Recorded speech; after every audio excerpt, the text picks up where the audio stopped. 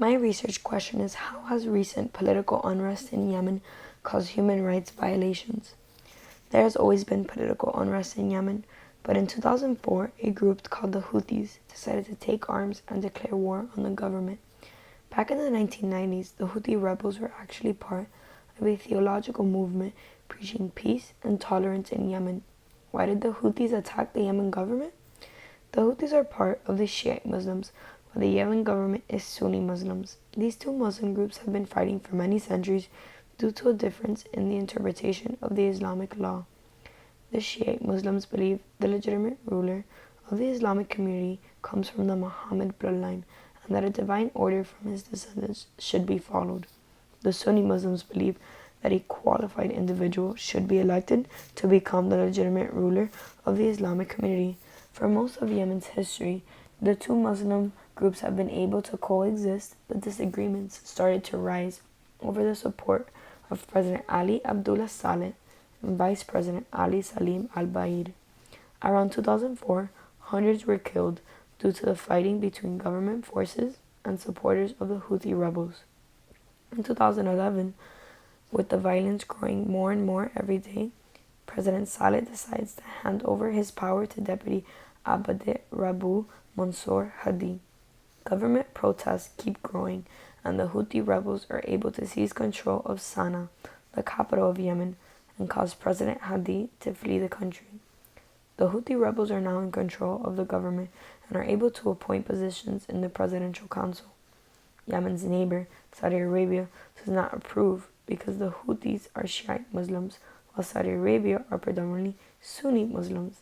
The close proximity of Yemen and the rumors of the Houthis receiving financial and military aid from Iran, and Houthi members joining other Shiite militants to defend the Assad regime in Syria, frightens Saudi Arabia. Quickly, Saudi Arabia developed Operation Decisive Storm, launching airstrikes at the Houthi rebels. Saudi Arabia claims these airstrikes are to restore order, specifically President Hadi, to replace him back in power, also to prevent Yemen from sliding into anarchy, for which Iran is blamed for, and ensure the security of the Gulf Cooperation Council, which is a political and economical alliance between several Middle Eastern countries. Up until 2018, the United States supported Saudi Arabia's plan to intervene in Yemen because of the threat of the Houthis being an Iranian-backed group.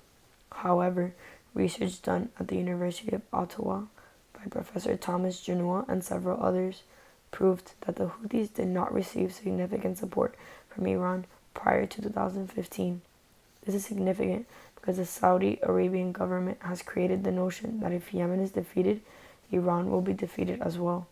Iran is a longtime enemy of the United States, therefore catching our attention for its possible defeat. A peace process is possible if the United States does not support an open-ended war in Yemen and won't provide military assistance to keep the war apparatus going. President Trump shows little effort in pushing Saudi Arabia to begin a peace process, but Congress is asking why we are supporting the world's worst humanitarian crisis. The definition of a humanitarian disaster, according to the World Vision International, is when human, physical, economical, or environmental damage from an event or series of events overwhelms a community's capacity to cope, which is exactly what's happening in Yemen. When a country cannot provide for its citizens, it signifies that the nation is starting to fail. According to Robert Jervis, a state can be categorized as strong, weak, failing, failed, or collapsed. As of now, Yemen is classified as a failed state due to its inability to provide political goods such as security, education, health services, and infrastructure. One of the side effects the war has had on Yemen is the collapse of the banking system, causing numerous companies to not have the ability to pay their workers.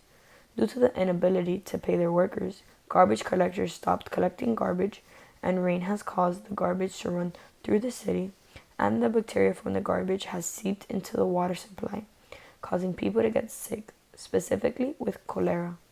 More than 500,000 people are suspected of carrying the cholera virus. 1/3 of the cholera epidemic cases are children.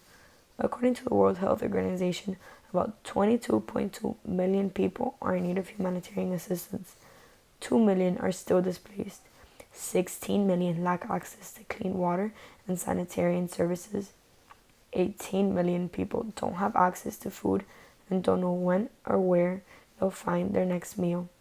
Saudi Arabia also has a blockade on Yemen, blocking food shipments, causing the humanitarian crisis to unravel even further.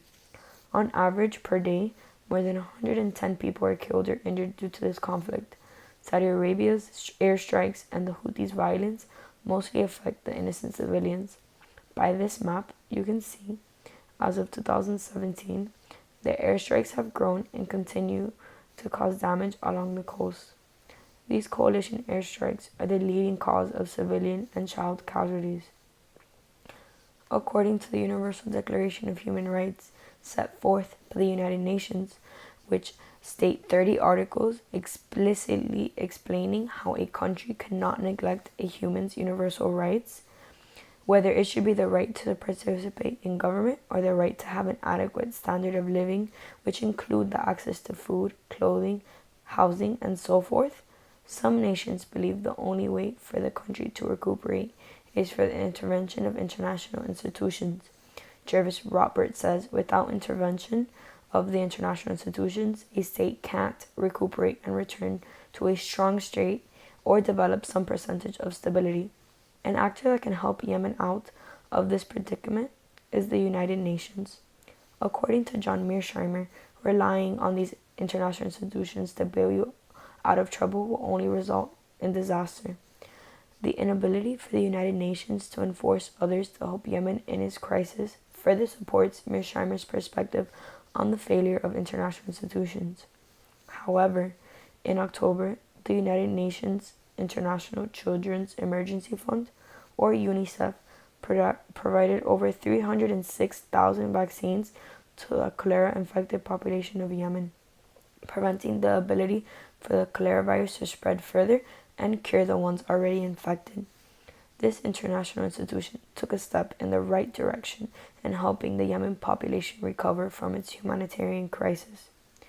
Whether you believe international institutions or a foreign nation intervening will create stability in Yemen, the crisis needs to be solved.